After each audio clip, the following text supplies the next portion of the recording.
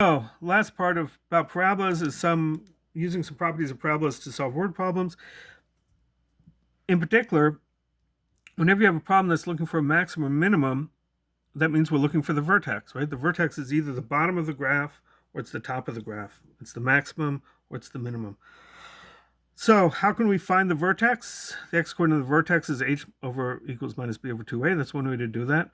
Or, the x-coordinate of the vertex is the midpoint of the two x-intercepts. If you know the x-intercepts, then you know the midpoint, the vertex has to be halfway between them.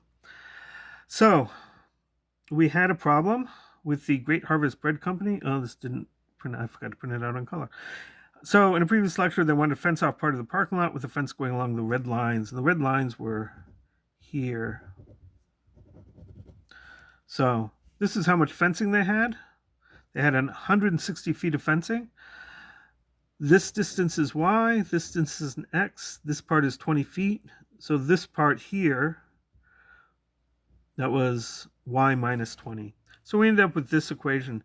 The area is x times y, because it's a rectangle, and x is 180 minus 2y, and so this was the formula for the area of a graph. So note that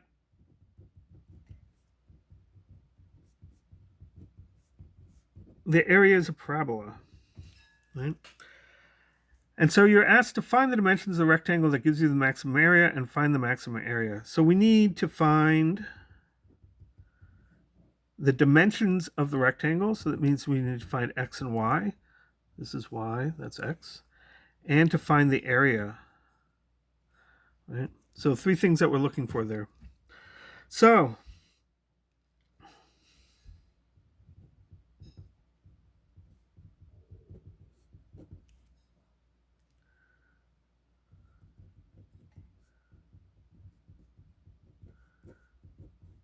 what are the roots of that, right? Or the x-intercepts?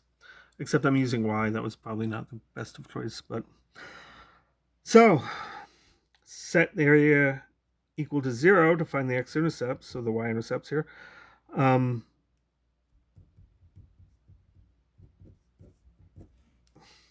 If two things multiply together to give you 0, one of them's got to be 0. So either y equals 0 or 180 minus 2y equals 0. And this means that y equals 90. Right? Move the 2y over the other side, divide both sides by 80. So what does that tell me about my area?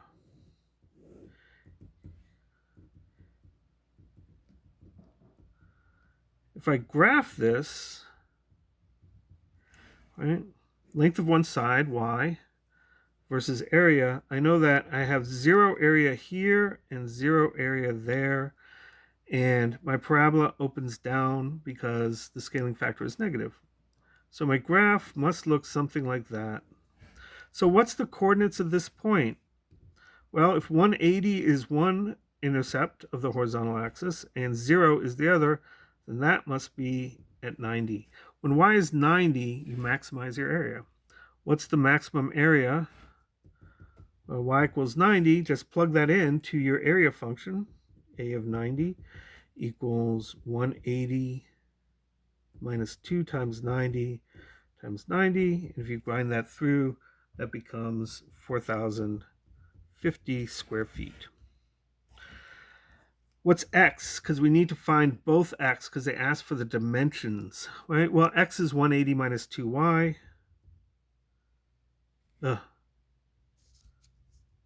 Sorry, screwed up. This is 90. That's 45. So if 90 is one of the roots, 0 and 90 are the two roots, then half of 90 is 45. And so that's actually what this is. This should be 45. This should be 45. This is, in fact, 4,050. That's correct. This should also be a 45. So x is 180 minus 2 times 45, which is 90. So 45, x is 90, maximum area is 4,050. If I have my quadratic equation like that, I can actually just find the two x-intercepts very quickly. Once I know the two x-intercepts, I can find the x-coordinate of the vertex very quickly. So here's a similar problem. Now this is looking more at some business terms. Cost, that's the amount of money business has to spend. This is often, but not always, represented as cost equals variable cost plus fixed cost. In this particular problem, there'll be no fixed cost for whatever reason. Revenue is the amount of money brought in through sales. So revenue is price times quantity sold. Profit or loss is the difference between revenue and cost. Profit is revenue minus cost. So businesses generally want to maximize profit. Maximize profit means look for the vertex of the profit curve. So a hotel has 500 rooms. They can rent out all of the rooms when they charge $70 a night. By having a sale, they find that for every extra dollar they charge, 2 fewer rooms are rented. Each room costs $20 a day for cleaning. How much do they charge to maximize profit? What is the maximum profit? So what is it that we need to find? How much should they charge to maximize profit?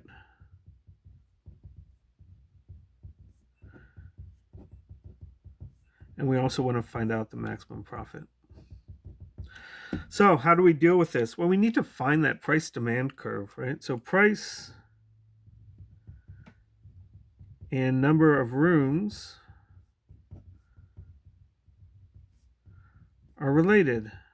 And they tell us that every extra dollar they charge, they lose 2 rooms in rentals. And so that sounds like a slope, right? Dollars per room, right? Every extra dollar means 2 rooms are lost. So we can set up some points here. X, we'll call that the number of rooms that are being rented out. P, we'll call that price. What they tell us is that if they have 500 rooms, they can charge $70. But if they raise the price by $1, they lose 2 rooms. So what's their slope? Well, 70 minus 71 over 500 minus 498 equals minus 1/2. You could also figure that out as that this is dollars per room, right? Raising by $1 means that you lose 2 rooms. So you can find that from here. So price demand equation, price minus P0 equals M x minus x0.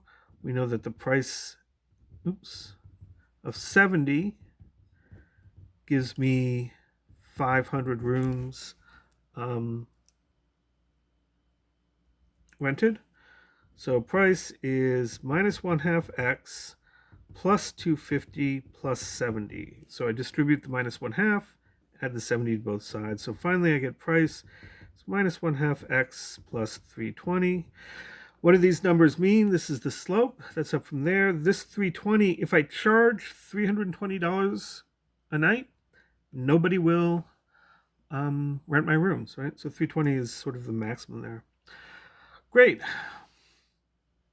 So this is the price in terms of the quantity. We'll put a little bar here. Revenue equals price times quantity. So revenue equals the price is this, minus 1/2 x plus 320. And the quantity, number of rooms that we are renting, that's my x. So revenue, REV, equals minus 1/2 x squared plus 320x. It is a parabola. We're going to want to find the maximum of that. But what's their cost? Because we're actually after profit, and profit is revenue minus cost. The cost is $20 a day for cleaning. So each room that's rented has to be cleaned. If you're renting X rooms, that would cost you $20. So my profit is minus 1/2 x squared plus 320x, that's the revenue, minus 20x, because that's my cost.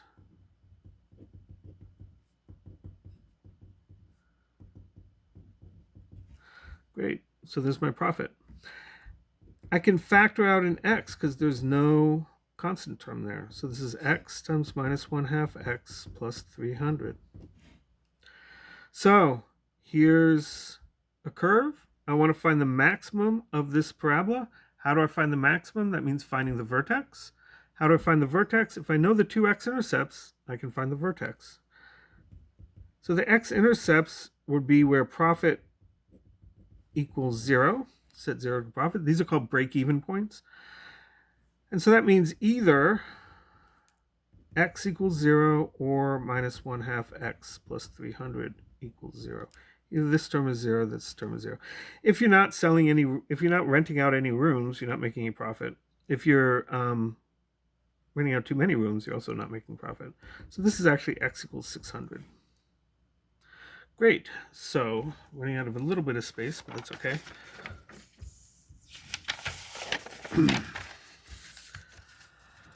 So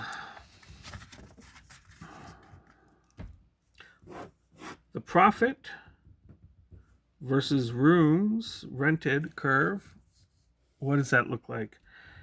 X equals 0 is one x-intercept, x equals 600 is the other. Profit curve opens down because it's a minus 1/2 x squared. So where's my maximum profit? That's right here, renting out 300 rooms. If you plug in x equals 300 into the profit curve, you find that the profit they make is $51,000, which is darn nice. And the price, well, we have the formula for the price right here. If we plug in x equals 300 into that, we get that a price of $170 per room. So for this model, it suggests that they should price their hotel rooms so they rent out 300 of them.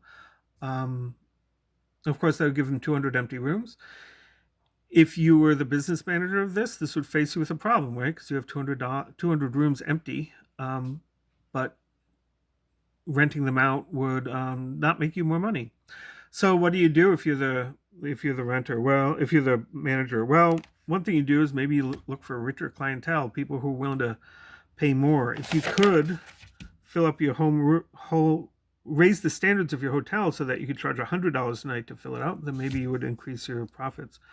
There's a number of different things to do, right? I mean, if you're a business manager, this would be a question that you would have to grapple with. But this is sort of standard kind of analysis of profit and revenue. And you'll see some similar problems to this in my math lab.